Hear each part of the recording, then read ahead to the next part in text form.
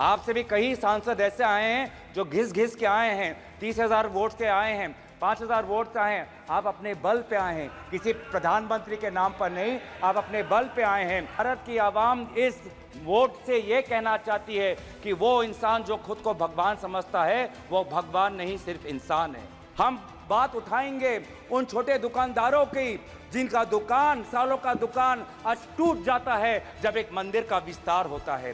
हम बात उठाएंगे उन बेरोजगार युवाओं की जो आज वीजा भटक के संघर्ष में आज वो कभी पनामा के रूट से अमेरिका में जाते हैं, कभी कनाडा जाते हैं, कभी यूरोप जाते हैं, कभी मिडिल ईस्ट जाते हैं। आज यूपी, हरियाणा, पंजाब, गुजरात का युवा आज उसको देश के अंदर नहीं, अगर रोजगार मिलता है तो विदेश में मिलता है। हम उनकी आवाज उठाएंगे। हम आवाज उठाएंगे उन गरीब लोगों की जो आज अस्पताल में लगभग 6-6 साल उनको रुकना पड़ता है पर उनको सर्जरी का अपॉइंटमेंट नहीं मिलता है। हम आवाज उठाएंगे वो सड़क पे सोते हुए युवाओं की, लोगों की जिन पर एक अमीर का गाड़ी, एक अमीर बाप का गाड़ी का बेटे का गाड़ी रेंगते हुए उनको मार देता है और फिर वो बेटा बाद में बेल पर निकल जाता है। और हम आवाज उठाएंगे उन बच्चों की जो आज रो रहे हैं, सालों की मेहनत आज उनका व्यर्थ हो गया है जब नीट का ये पेपर लीक हो गया है। हम बात उठाएंगे उन जवानों की जो आज जम्मू में जिनकी आज शहादत हुई है। हम बात उठाएंगे उन ऑनेस्ट टैक्स पेयर्स की जिनका पैसा आज हम देख रहे हैं कि कहीं बिहार पर पुल गिर जाने पर उनका टैक्स पेयर का पैसा व्यर्थ होता है, तो कहीं एयरपोर्ट का टर्मिनल लीक होने पे उनका टैक्स पेयर का पैसा व्यर्थ होता है। आज देश ने एक सत्ता को नहीं, आज देश ने एक मजबूत विपक्ष को चुना है और इसीलिए मैं देश के लोगों का आभार प्रकट करता हूं और देश के लोगों को आपके जरिए ये मैं संदेश देना चाहता हूं कि आपके होते हुए हम ये संघर्ष जारी रखेंगे। लोकतंत्र को बचाने का संघर्ष, संविधान को बचाने का संघर्ष, पिछले दलित, वंचित, अल्पसंख्यकों का संवैधानिक अधिकार बनाने का जो संकल्प हमने लिया है, हमने ये मुहिम छेड़ी है, ये मुहिम पे हम ये चढ़ते जाएंगे, इस रास्ते पे हम चलते जाएंगे। प्रधानमंत्री मोदी जी के पास दो ही अस्त्र है, एक भय है और भ्रम है। भय वो दिखाते हैं इनकम टैक्स, ईडी और सीबीआई के साथ, लेकिन देशवासियों ने इस बार कह दिया है कि हम इनकम टैक्स, ईडी और सीबीआई से डरते नहीं हैं। और दूसरा जो उनका अस्त्र है वो भ्रम का, वो हमने प्रचार में भी देखा। बांसवाड़ा में उन्होंने क्या कहा, बांसकाठा में उन्होंने क्या कहा और जिस प्रकार से प्रधानमंत्री मोदी जी के भ्रम को देशवासियों ने लोकसभा चुनाव में नकारा, उसी तरीके से आज भी आप राहुल गांधी जी के भाषण पर जो भ्रम फैलाने का कोशिश कर रहे हैं, उस कोशिश को भी देशवासी नकारेंगे। धन्यवाद सभापति महोदय।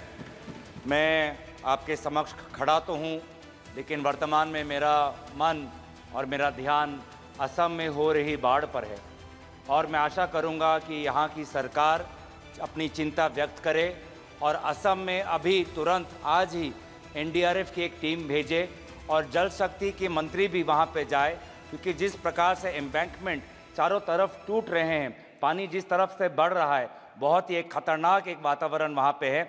आप भी बिहार और यूपी में देखते हैं कि कितना बाढ़ के और कटाव से लोगों को कितनी परेशानी होती है और इसीलिए मैं चाहता हूं कि यहाँ की सरकार असम में होती हुई बाढ़ के प्रति अपनी चिंता व्यक्त करते हुए आज ही एक एनडीआरएफ की टीम भेजे और जल शक्ति मंत्री तुरंत वहाँ पे जाए। मैं शुरुआत में भाजपा के सांसदों और हमारे इंडिया अलायंस के सांसदों और सभी सांसदों को मैं विशेष रूप से अपने तरफ से शुभकामनाएं देता चाहूँगा कि वो इस चुनाव में जीत के आएँ और विशेष रूप से मैं भाजपा के सांसदों को मैं शुभकामनाएं देना चाहता हूँ क्योंकि आज इस चुनाव में उनको बहुत कठिनाई का सामना करना पड़ा। इससे पहले दो जो चुनाव हुए, 2024 का चुनाव, 2019 का चुनाव, उन दोनों चुनावों में उन्होंने सिर्फ नरेंद्र मोदी जी के नाम पर वो सत्ता में आए और इस सदन के अंदर आए, लेकिन इस चुनाव में उन्होंने खुद अनुभव किया होगा कि इस बार वोट उनको प्रधानमंत्री नरेंद्र मोदी जी के नाम पर नहीं, अगर आए हैं तो आपके काम और आपके परिश्रम पर आए हैं। आपसे भी कई सांसद ऐसे आए हैं जो घिस घिस के आए हैं, 30,000 वोट से आए हैं, 5,000 वोट से आए हैं। आप अपने बल पे आए हैं, किसी प्रधानमंत्री के नाम पर नहीं, आप अपने बल पे आए हैं और इसीलिए मैं आपको शुभकामनाएं मैं देना चाहूँगा और याद दिलाना चाहूँगा कि भारत की आवाम इस वोट से ये कहना चाहती है कि वो इंसान जो खुद को भगवान समझता है, वो भगवान नहीं सिर्फ इंसान है। ये संदेश आज देश के जनादेश में हमें दिखाई देता है। और मैं धन्यवाद करना चाहूँगा इस देश के आम नागरिकों का, जिन्होंने आज एक प्रधानमंत्री को नहीं, आज देश ने एक मजबूत नेता प्रतिपक्ष को चुना है। आज देश ने एक सत्ता को नहीं, आज देश ने एक मजबूत विपक्ष को चुना है। और इसीलिए मैं देश के लोगों का आभार प्रकट करता हूं और देश के लोगों को आपके ज़रिए ये मैं संदेश देना चाहता हूं कि आपके होते हुए हम ये संघर्ष जारी रखेंगे। लोकतंत्र को बचाने का संघर्ष, संविधान को बचाने का संघर्ष, पिछले दलित वंचित अल्पसंख्यकों का संवैधानिक अधिकार बनाने का जो संकल्प हमने लिया है, हमने ये मुहिम छेड़ी है, ये मुहिम पे हम ये चढ़ते जाएंगे, इस रास्ते पे हम चलते जाएंगे। हम आवाज़ बन के रहेंगे उन देशवासियों की जिनकी समस्या ना आज इस सदन में व्यक्त होती है, ना अखबारों में व्यक्त होती है। हम आवाज़ उठाएंगे उन गरीब लोगों की जो आज अस्पताल में लगभग 6-6 साल उनको रुकना पड़ता है, पर उनको सर्जरी का अपॉइंटमेंट नहीं मिलता है। हम आवाज़ उठाएंगे वो सड़क पे सोते हुए युवाओं की, लोगों की, जिन पर एक अमीर बाप का गाड़ी का बेटे का गाड़ी रेंगते हुए उनको मार देता है और फिर वो बेटा बाद में बेल पर निकल जाता है। और उन जो लोग जो सड़क पे सोते हैं, आज उनके बारे में कोई नहीं सोचता। हम बात उठाएंगे उन छोटे दुकानदारों की जिनका दुकान, सालों का दुकान आज टूट जाता है जब एक मंदिर का विस्तार होता है। हम बात उठाएंगे उन बेरोजगार युवाओं की जो आज वीज़ा भटक के संघर्ष में आज वो कभी पनामा के रूट से अमेरिका में जाते हैं, कभी कनाडा जाते हैं, कभी यूरोप जाते हैं, कभी मिडिल ईस्ट जाते हैं। आज यूपी, हरियाणा, पंजाब, गुजरात का युवा आज उसको देश के अंदर नहीं, अगर रोजगार मिलता है तो विदेश में मिलता है। हम उनकी आवाज़ उठाएंगे। हम आवाज़ उठाएंगे उन बच्चों की जो आज रो रहे हैं, सालों की मेहनत आज उनका व्यर्थ हो गया है जब नीट का ये पेपर लीक हो गया है। हम बात उठाएंगे उन जवानों की जो आज जम्मू में जिनकी आज शहादत हुई है। हम बात उठाएंगे उन ऑनेस्ट टैक्स पेयर्स की जिनका पैसा आज हम देख रहे हैं कि कहीं बिहार पर पुल गिर जाने पर उनका टैक्स पेयर का पैसा व्यर्थ होता है, तो कहीं एयरपोर्ट का टर्मिनल लीक होने पे उनका टैक्स पेयर का पैसा व्यर्थ होता है। पर हमें यह भी पता है कि प्रधानमंत्री मोदी जी अपना रवैया नहीं बदलेंगे। प्रधानमंत्री मोदी जी के पास दो ही अस्त्र है, एक भय है और भ्रम है। भय वो दिखाते हैं इनकम टैक्स, ईडी और सीबीआई के साथ, लेकिन देशवासियों ने इस बार कह दिया है कि हम इनकम टैक्स, ईडी और सीबीआई से डरते नहीं हैं। और दूसरा जो उनका अस्त्र है वो भ्रम का, वो हमने प्रचार में भी देखा। बांसवाड़ा में उन्होंने क्या कहा, बांसकाठा में उन्होंने क्या कहा, और जिस प्रकार से प्रधानमंत्री मोदी जी के भ्रम को देशवासियों ने लोकसभा चुनाव में नकारा, उसी तरीके से आज भी आप राहुल गांधी जी के भाषण पर जो भ्रम फैलाने का कोशिश कर रहे हैं, उस कोशिश को भी देशवासी नकारेंगे। इसीलिए मैं देशवासियों के प्रति मैं बहुत आभार प्रकट करता हूं, क्योंकि देश बदल चुका है, सदन बदल चुका है। आज आप देख रहे हैं कि जब विपक्ष जब अपनी बात उठता है तो प्रधानमंत्री को भी, कैबिनेट को भी अध्यक्ष महोदय से संरक्षण मांगना होता है। मैंने ऐसा नज़ारा पिछले 10 साल में नहीं देखा कि नेता प्रतिपक्ष बोल रहा है, विपक्ष बोल रहा है और गृह मंत्री उठ के बोल रहे हैं कि हमें संरक्षण दो, हमें संरक्षण दो, हमें संरक्षण दो। ये है ताकत लोकतंत्र की, जहाँ पे सत्ता पक्ष हो, जहाँ पे विपक्ष हो। अगर आपके पास सत्ता है इसका मतलब ये नहीं कि आप सही हो, अगर हम विपक्ष में हैं इसका मतलब हम गलत है, ये इसका मतलब नहीं है। सत्ता पक्ष और विपक्ष लोगों की दो राय रखता है और फिर जनता जनार्दन निर्धारित करती है कि वो किसको राय को स्वीकारता है, चाहे वो सत्ता हो का विपक्ष को। और इसीलिए आज में देश बदल चुका है उत्तर पूर्वांचल से, जहां से आज मणिपुर के 2 सांसद हम जीत के आए हैं।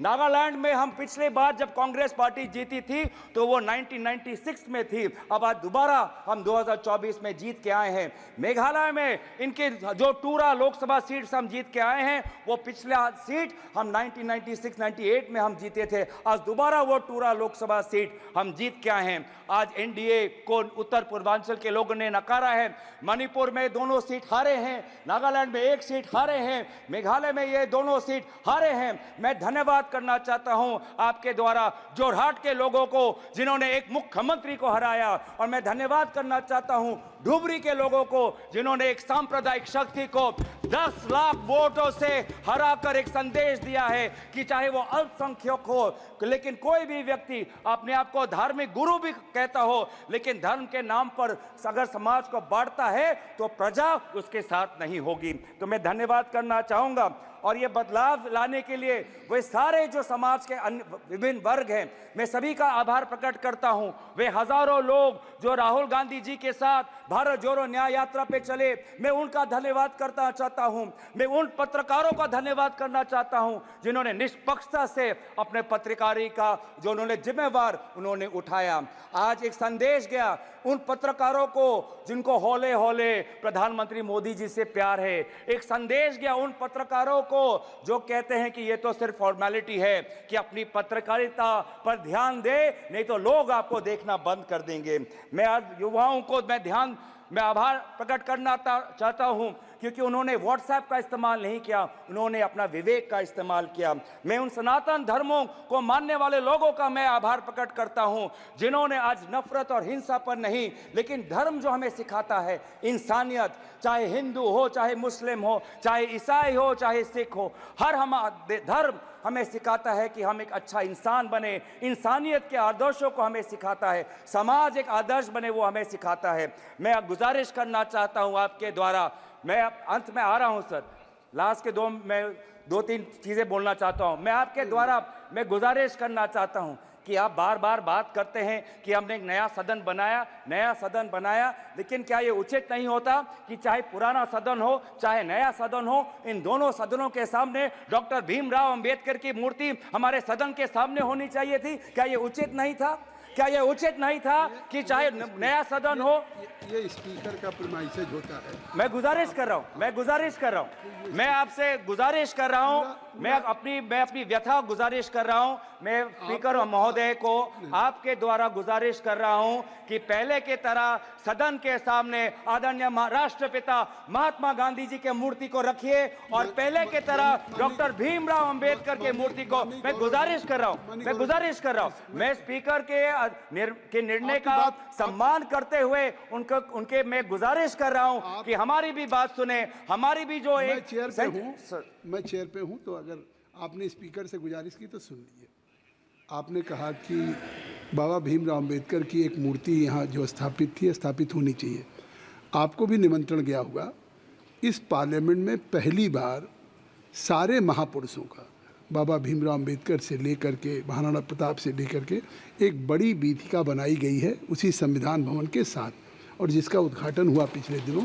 शायद आप जाएंगे तो आपको लगेगा कि एक पार्लियामेंट के अंदर एक ऐसी चीज़ हो गई कि कोई भी बाहर का डेलीगेशंस या हमारे खुद मेंबर ऑफ पार्लियामेंट या बाहर के लोग आएंगे तो उनको इस संविधान भवन, इस पार्लियामेंट के साथ साथ अपने देश के महापुरुषों को एक साथ सारी प्रतिमाओं को ढंग से रख करके पार्क बनाया गया है। धन्यवाद। अध्यक्ष सभापति महोदय, मैं बस गुजारिश कर रहा हूं आप हमारी भी बात रखने, आप सुनिए कि सदन के सामने अगर प्रेरणा स्थल बनाना भी हो तो सदन के सामने जहां पे उनका स्थान है, जहां पे उनके इतने सालों से जब डॉक्टर भीमराव अंबेडकर के मूर्ति को स्थापन करने के लिए एक पूरे देश में एक आंदोलन हुआ था, उस स्थान को एक वजह के से चुना गया था कि वो सदन के सामने हो। क्या ये उचित नहीं है? क्या ये हमारे गरिमा के अनुसार नहीं होना चाहिए कि सदन के सामने जिस हमारे भारतीय संविधान के निर्माता डॉक्टर भीमराव अंबेडकर और महात्मा गांधी जी हमारे सदन के सामने हो? तो मैं दोबारा आपसे गुजारिश करता हूं, हाथ जोड़ के मैं विनम्र आपसे अनुरोध करता हूं कि आप ये दोनों महापुरुषों के मूर्तियों को आप सदन में रखें और अंत में समाप्त करें। अंत में मैं बस आ रहा हूं। अंत में जो हमने एक मांग रखी कि नीट को लेके एक चर्चा हो, शिक्षा विभाग को लेके आज एक बहुत एक असमंजस नेता प्रतिपक्ष ने नीट पर लेके एक चर्चा हो, उस चर्चे पे एक आप अमल करें। और बस आखिरी मांग कि आज जो आदरणीय शिक्षा मंत्री है उन्होंने अपनी जिम्मेवारी 2021 में ली। 2021 में अपनी जिम्मेवारी लेने के पश्चात आज इतने सारे पेपर लीक हुए, उनको शिक्षा मंत्री एक और दिन होने का। श्री इंदिरा, आपने